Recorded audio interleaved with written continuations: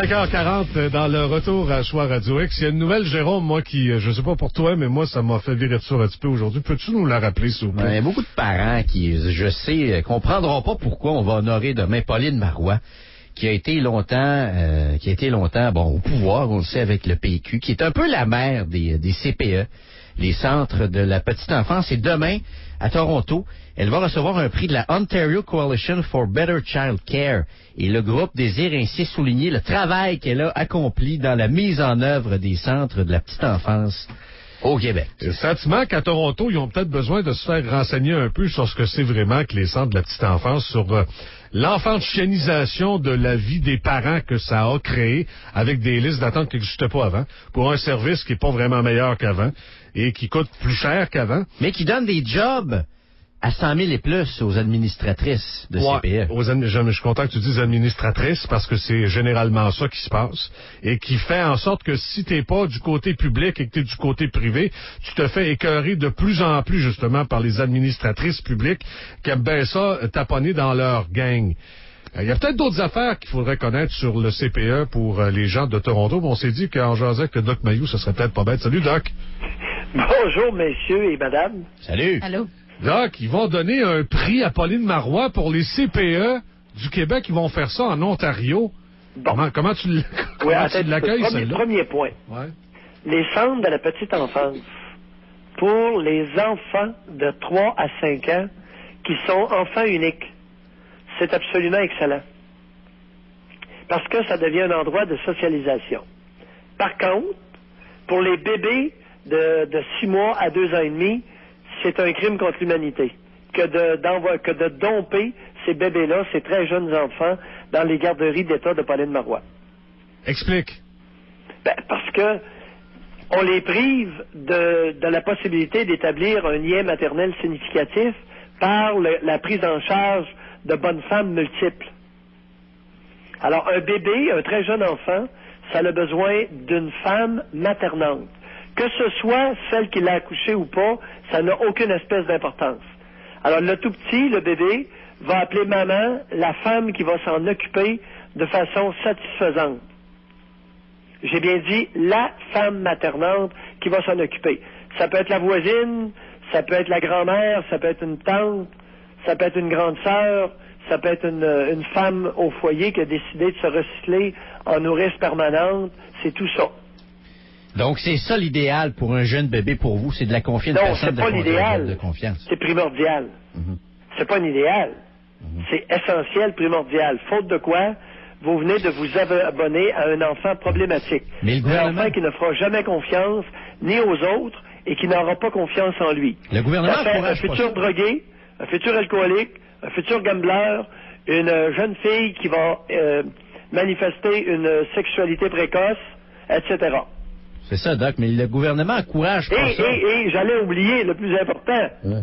Un bon pourcentage de ce groupe, de cette cohorte, sera activement suicidaire éventuellement. À ce point-là. Et souffrira de dépression majeure pour la majeure partie de leur vie à partir de 30 ans. Ben là, ça veut dire qu'on est en train d'hypothéquer complètement une génération. Ça n'a pas de bon sens. On plaint ces CPE. Pauline Marois a commis un crime contre l'humanité envers les bébés en invitant les tartes à aller domper leurs gamins dans des garderies d'État. Ça peut pas être... Les gamins de moins de 2 ans et demi, toujours. Elle a commis un très bon geste avec les 3 à 5 ans, particulièrement les enfants uniques.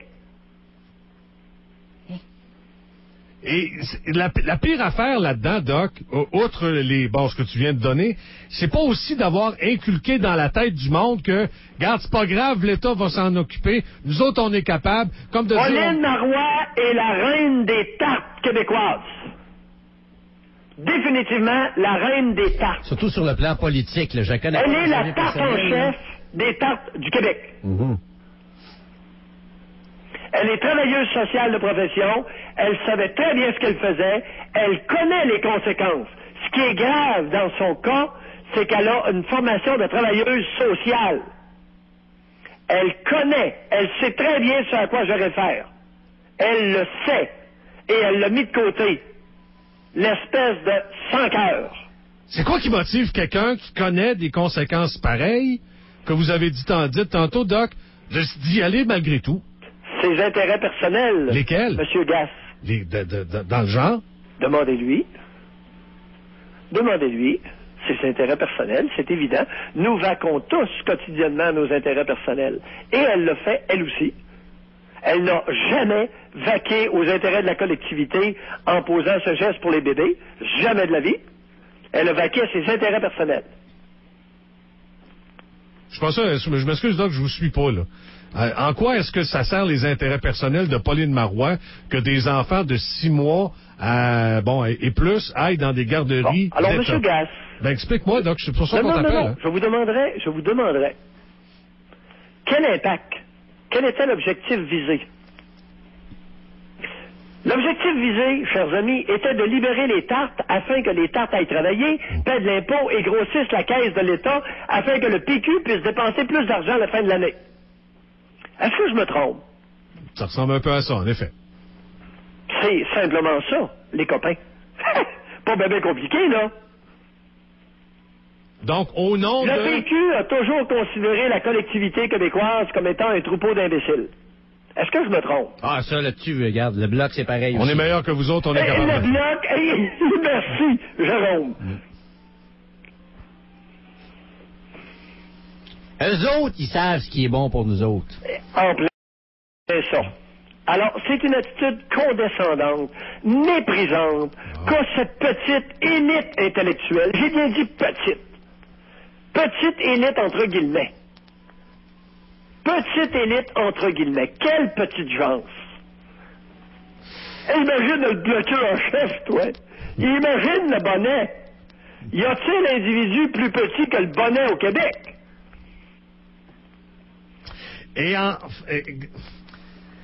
Donc, en faisant ça, en servant les intérêts, donc, bon, regarde, on va avoir plus de monde qui va travailler, qui va donner plus d'argent pour pouvoir en dépenser plus. Ben oui.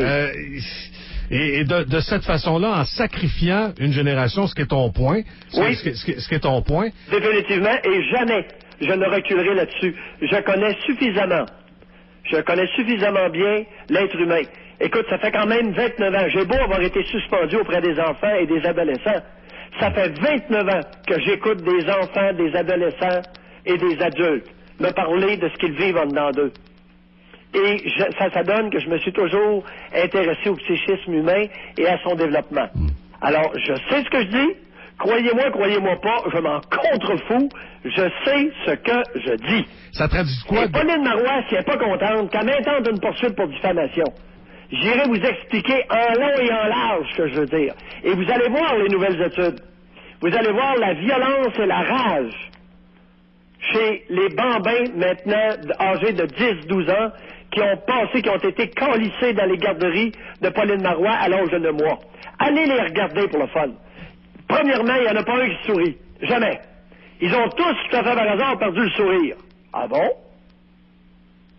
Deuxièmement, en première année, ils sont terriblement agressifs et frustrés. Ce sont des individus soit enragés ou à la journée longue, ou complètement implosés. Quand vous dites complètement implosé, ça veut dire quoi, Doc?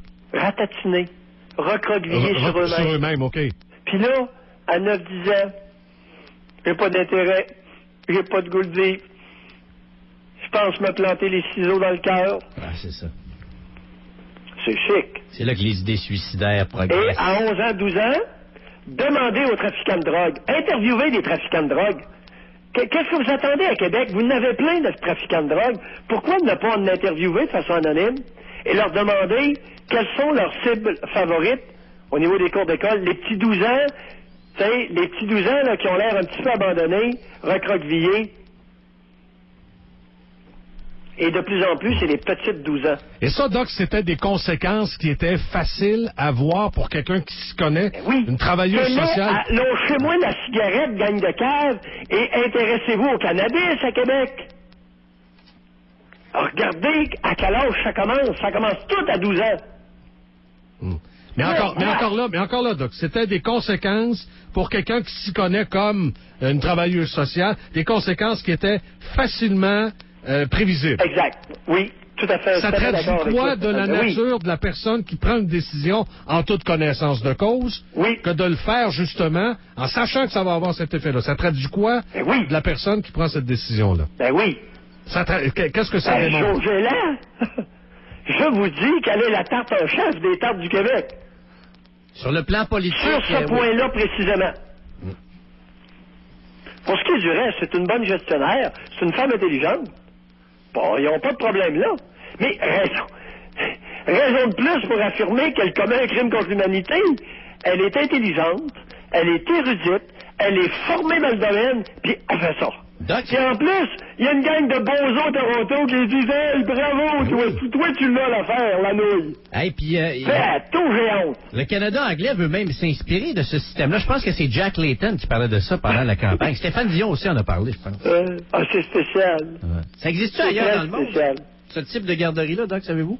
Pardon? Est-ce que ça existe ailleurs dans le monde, ce type Ouais, de ben, écoute, garderie-là pour les jeunes les Français ont déjoué pas fou les Français à l'occasion. Ils peuvent être cons, mais pas tout le temps. Ils ont un congé parental de 2 ans.